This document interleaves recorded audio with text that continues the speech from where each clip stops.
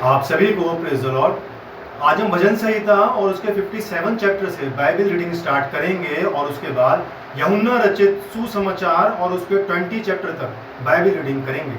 मैं Francis Joseph और मेरी पूरी टीम की तरफ से मैं आप सभी का बाइबल रीडिंग हिंदी ऑडियो में स्वागत करता हूँ। आइए हम प्रार्थना में चलें। धन्यवाद करते हैं पिता परमेश्वर आपका कि खुदावन बाप आसमानी आपने हमें अब तक संभाल के रखा। पिता धन्यवाद करते हैं तहे दिल से आपका।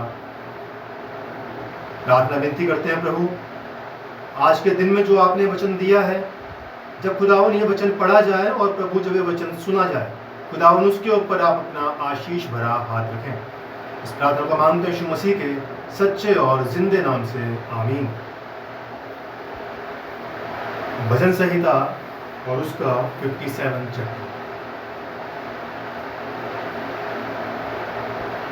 हे परमेश्वर, मुझ पर अनुग्रह कर, मुझ पर अनुग्रह कर, क्योंकि मैं तेरा शरणगत हूँ, और जब तक ये विपत्तियां निकल ना जाए तब तक मैं तेरे पंखों तले शरण लिए रहूंगा। मैं परम प्रधान परमेश्वर को पुकारूंगा, परमेश्वर को जो मेरे लिए सब कुछ सिद्ध करता है। परमेश्वर स्वर्ग से भेज कर मुझे बचा लेगा। जब मेरा निगलने वाला निंदा कर रहा हो, परमेश्वर अपनी करुणा और सच्चाई प्रकट करेगा। मेरा प्राण सियों के बीच में है, मुझे जलते हुओं के बीच में लेटना पड़ता है, अर्थात ऐसे मनुष्यों के बीच में जिनके दांत बर्छी और तीर है और जिनकी जीभ तेज तलवार है। हे परमेश्वर, तू स्वर्ग के ऊपर अति महान और तेजो में है। तेरी महिमा सारी पृथ्वी के ऊपर फैल जाए। उन्होंने मेरे पैरों के लिए जाल लगाया है, मेरा प्राण ढला जाता है।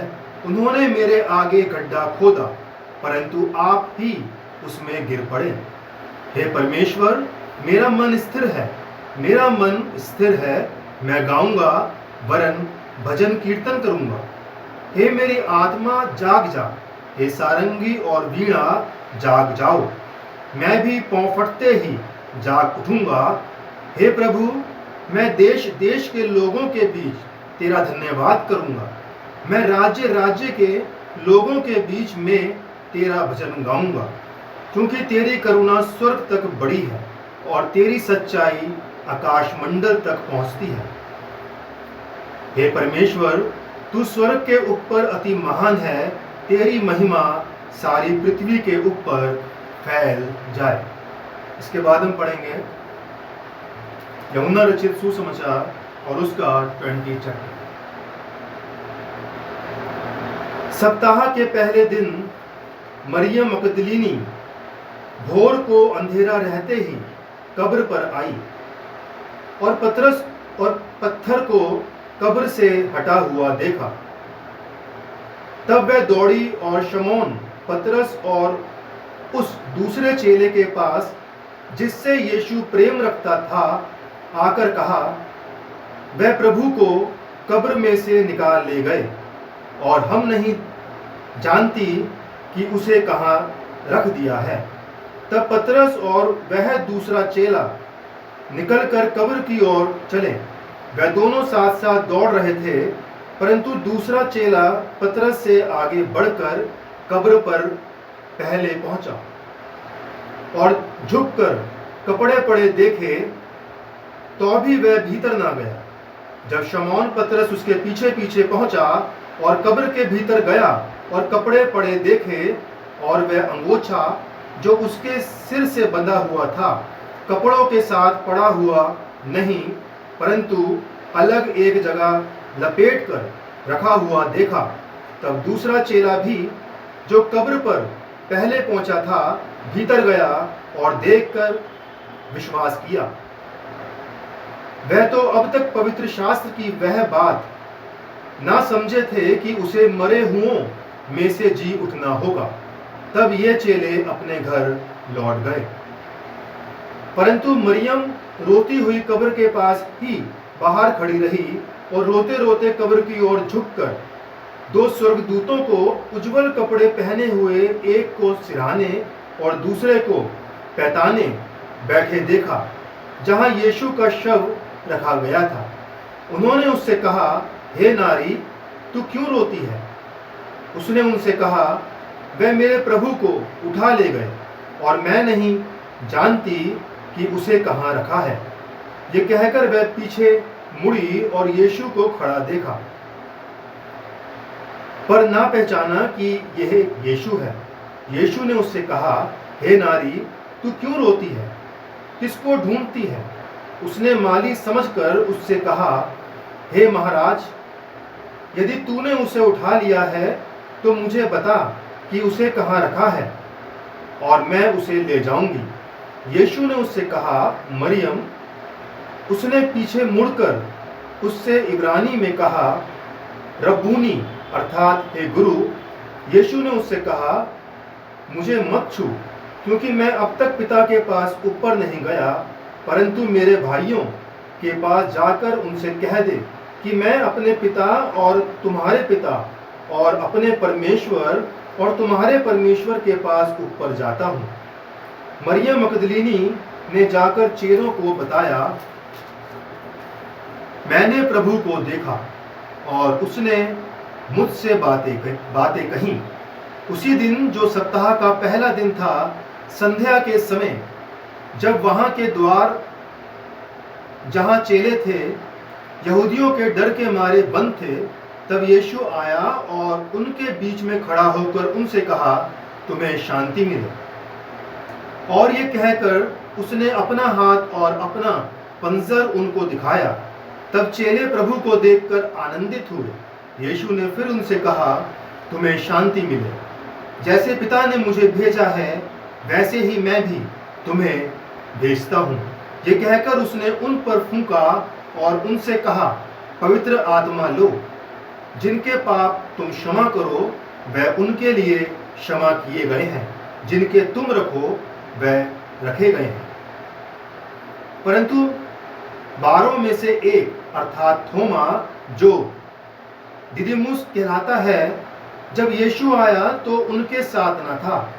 जब अन्य चेले उससे कहने लगे, हमने प्रभु को देखा है, तब उसने उनसे कहा, जब तक मैं उसके हाथों में कीलों के छेद न देख लूं और कीलों के छेदों में अपनी उंगलियां न डाल लूं और उसके पंजर में अपना हाथ न डाल लूं, तब तक मैं विश्वास नहीं करूंगा। 8 दिन के बाद उसके चेले फिर घर में भीतर थे और थोमा उनके साथ था और द्वार बंद थे। तब यीशु आया और उनके बीच में खड़े होकर कहा, तुम्हें शांति मिले। तब उसने थोमा से कहा, अपनी उंगलियां यहाँ लाकर मेरे हाथों को देख और अपना हाथ लाकर मेरे पंजर में डाल और अविश्वासी नहीं परंतु विश्वासी हो। ये सुन थोमा ने उत्तर दिया, हे प्रभु, हे मेरे प्रभु, हे मेरे परमेश्वर। यीशु ने उससे कहा, तूने मुझे देखा है, क्या इसलिए विश्वास किया है? धन्य वह है जिन्होंने बिना देखे विश्वास किया। यीशु ने और भी बहुत से चिन्ह चेलों के सामने दिखाए, जो इस पुस्तक में लिखे नहीं गए, परंतु ये इसलिए लिखे गए हैं कि तुम विश्वास करो कि यीशु ही परमेश्वर का पुत्र मसीह है और विश्वास करके उसके नाम से जीवन पाओ। परमेश्वर अपने वचन के पढ़े और सुने जाने पर अपनी बहुतायत से आशीष दे। आमीन। मेरे अजीजों, यीशु मसीह हमारा जो जैसा वचन में लिखा था कि वो मरे हुओं में से जी उठेगा, और जैसा उस वक्त चेलों ने देखा था, मरियम मगदलीनी ने भी देखा था यीशु मसीह को और तमाम चेलों ने देखा था, तो आप इस चीज़ पर हमेशा विश्वास रखें कि हमारा यीशु मसीह हमारा जिंदा खुदा है, और वो जहाँ यीशु मसीह के नाम से 2 या 4 इकट्ठे होते हैं और दुआ प्रार्थना करते हैं विश्वास के साथ, तो आप यकीन मानिए हमारा जिंदा खुदा हमें देखता है और वो देख करके बड़ा खुश होता है कि हम उसमें विश्वास में अभी तक बने हुए हैं। इसी के साथ मैं ये अध्याय को यहीं समाप्त करना चाहूँगा। आइए हम प्रार्थना में चलें। धन्यवाद महान सामर्थ्य पिता सुंदर वचन के लिए प्रभु जो आपने हमें दिया। पिता परमेश्वर, जो ये वचन पढ़ा गया है और जब खुदा वचन ये सुना जाए तो मेरे प्रभु होने दे ये वचन फलदायक हो। मैं मेरे पिता परमेश्वर प्रार्थना विनती करता हूँ आज के दिन, खास पिता परमेश्वर मेडिकल लाइन में जितने भी सारे पिता परमेश्वर हॉस्पिटलों में जो डॉक्टर्स हैं, नर्सेज हैं, पिता परमेश्वर जितने भी पिता परमेश्वर वहाँ पे काम करने वाले हैं, उन सबों के लिए प्रार्थना विनती करता हूँ कि खुदा वो पिता परमेश्वर कितनी ईमानदारी के साथ पिता परमेश्वर अपने कार्य करते हैं। पिता परमेश्वर होने दे खुदावन, जो ऐसे गैर जिम्मेदार कर्मचारी हैं पिता परमेश्वर, उनको अकल बुद्धि समझ देता कि पिता परमेश्वर वो खुदावन बाप आसमानी अपनी जिम्मेवारियों को अच्छे से भली भांति पूरा करने वाले बन सकें। पिता परमेश्वर बचे हुए दिन में हम सबके साथ हो, एक एक को छू छू करके मसा कर खुदा। इस प्रार्थना को मांगता हूँ यीशु मसीह के सच्चे और जिंदे नाम से, आमीन। परमेश्वर का अनुग्रह हम सब पर बना रहे और प्रभु की आशीष हम सब पर सदा और सर्वदा बनी रहे। आप सभी को प्रेज़ द लॉर्ड।